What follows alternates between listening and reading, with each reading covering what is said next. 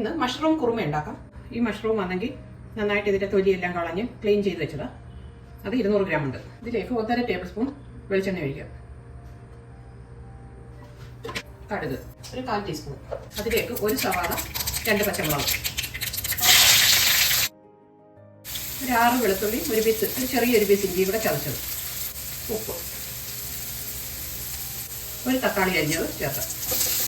1 teaspoon മുളക് പൊടി, 1 teaspoon മല്ലിപ്പൊടി, 1/2 ടീസ്പൂൺ ഗരം മസാലപ്പൊടി, 1/4 ടീസ്പൂൺ മഞ്ഞൾപ്പൊടി. ഇത് ചെറിയ തീയിലിട്ട് ചേർക്കാം.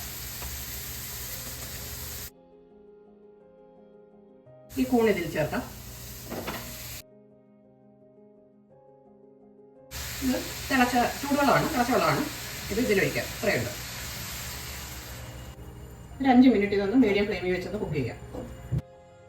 ഇത് 1/4 കപ്പ് തേങ്ങയാണ്. ഒരു 8 കാഷ്നട്ട് കുതിരാൻ വെച്ചാൽ ചൂടുവെള്ളത്തിൽ അതോടെ ചേർത്ത് കുറച്ച് വെള്ളം കൂടെ ചേർത്ത് നല്ല പേസ്റ്റ് പോലെ അരച്ചെടുക്കാം. ഇതിപ്പോൾ 5 മിനിറ്റായി. ഇനി ഇത് നോക്കാം. ചെറിയ തീയിൽ വെച്ചിട്ട് ഈ അരച്ച തേങ്ങയും കാഷ്നട്ടും കൂടെ അരച്ചത് ചേർക്കാം.